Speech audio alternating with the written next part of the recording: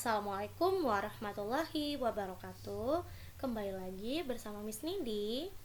Kita pada video ini akan membahas bagian terakhir dari hidrokarbon, yaitu sifat fisis dan sifat kimia. Videonya akan Miss bagi menjadi dua part. Pada video ini adalah bagian yang pertama. Oke, mari kita bahas bersama-sama sifat fisis dan sifat kimia di bagian pertama.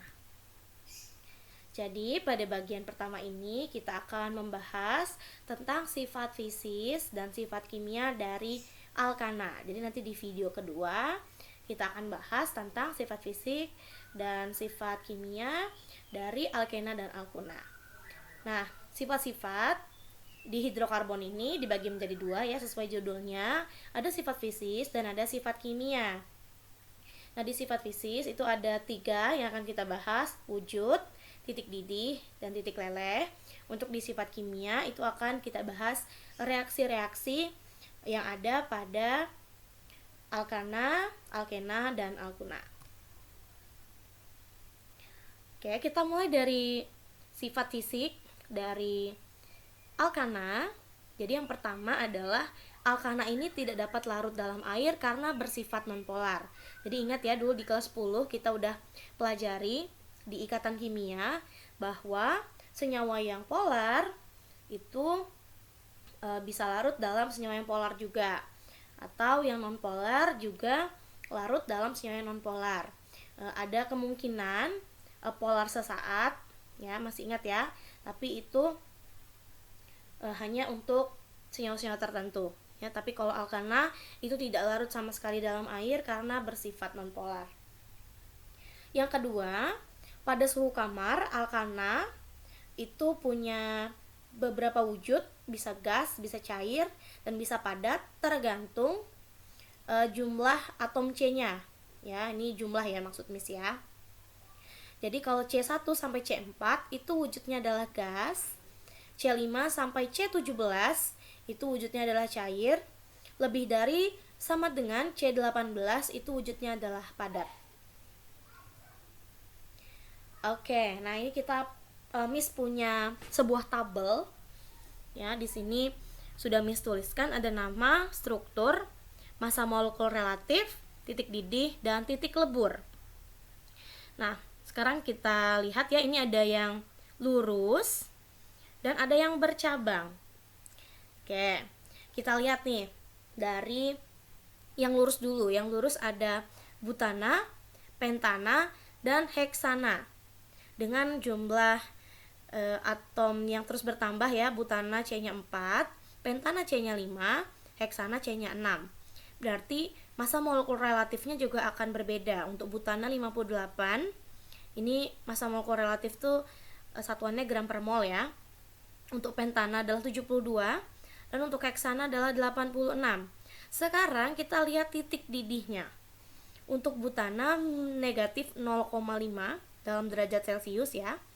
Pentana 36,1, heksana 69. Nah, kalau kita bandingkan, ternyata semakin panjang rantainya atau semakin besar massa molekul relatifnya, ternyata titik didihnya juga semakin tinggi.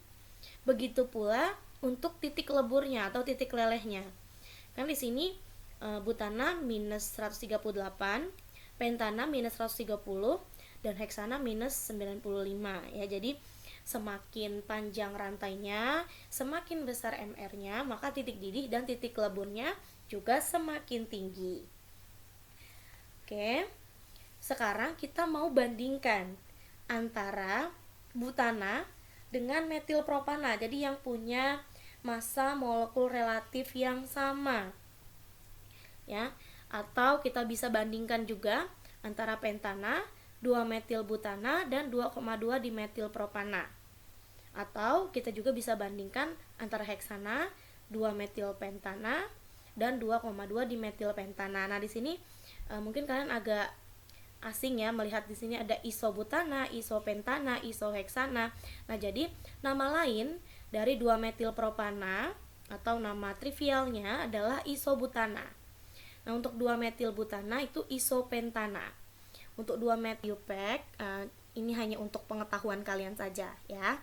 Oke, sekarang kita mau bandingkan nih antara yang lurus dengan yang bercabang, tapi dengan catatan massa molekul relatifnya itu harus sama ya. Maka kita bandingkan dulu nih antara butana dan 2 metil propana. Dengan massa molekul relatif yang sama, ternyata lebih tinggi titik didih dan titik lebur dari butana, ya enggak?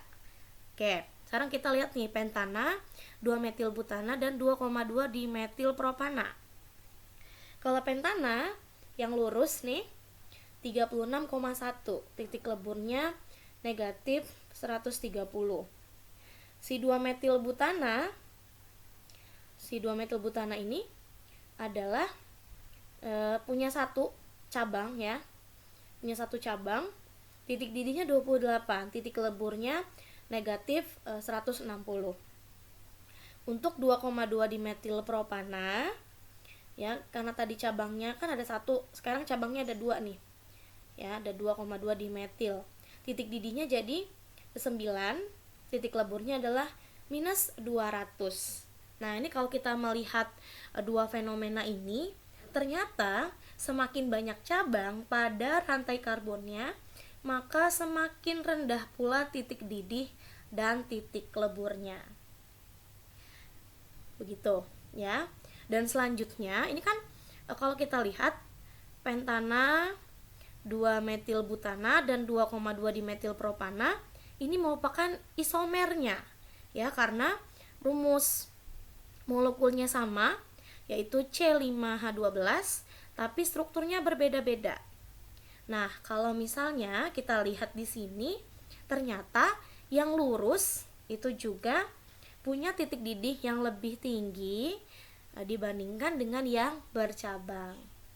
Itu ya. Jadi kalau Miss rangkum, berdasarkan tabel, secara umum kecenderungan titik didih dan titik lebur alkana adalah sebagai berikut.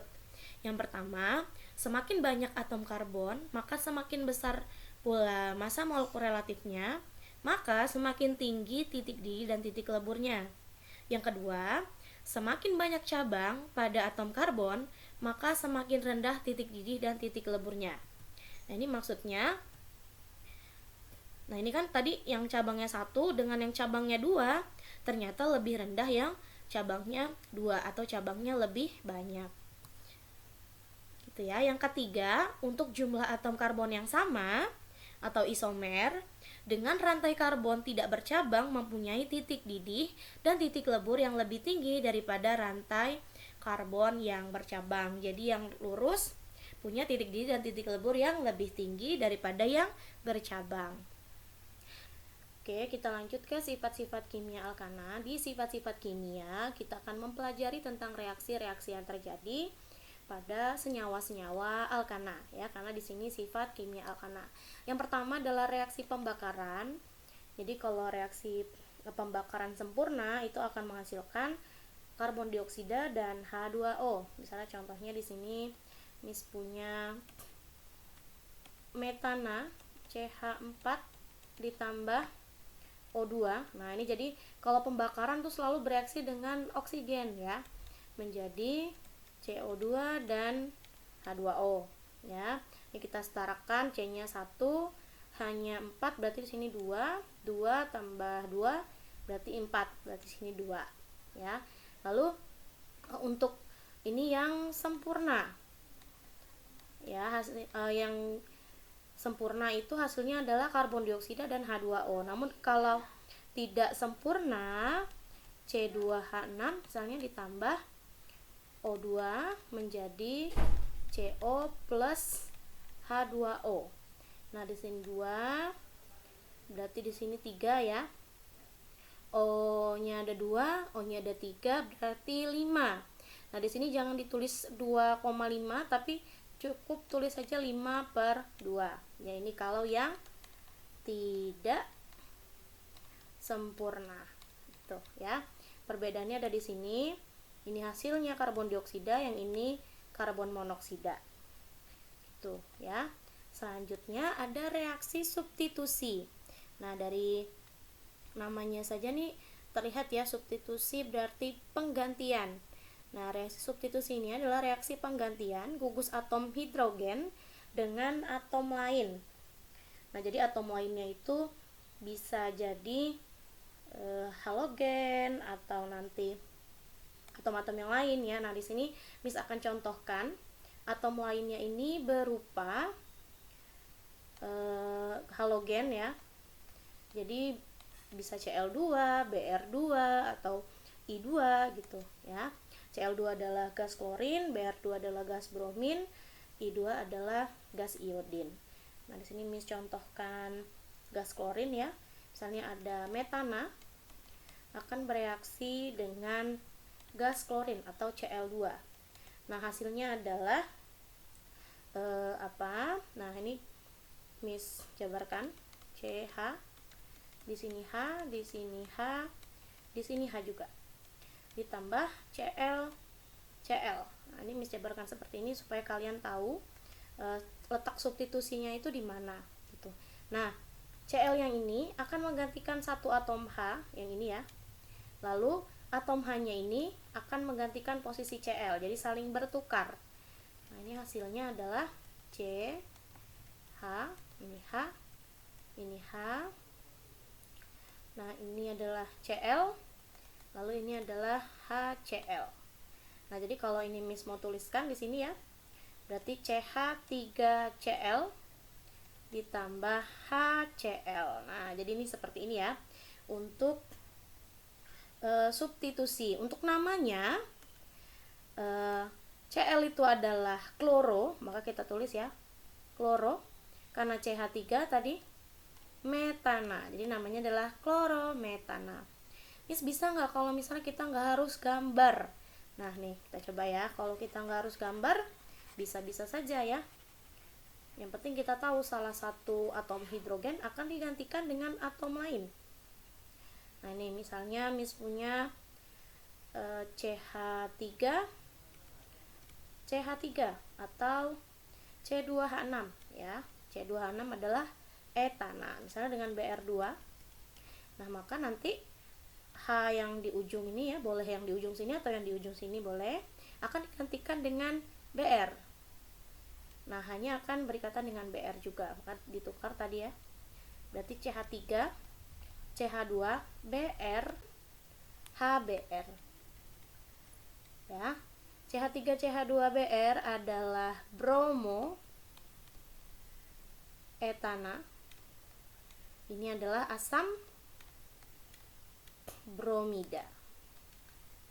Ya, jadi Cl itu kloro, Br itu namanya bromo jika dia sebagai alkil ya. Lalu nanti kalau ada I dia namanya iodo gitu. Ya, jadi ini sifat-sifat kimia yang ada di alkana.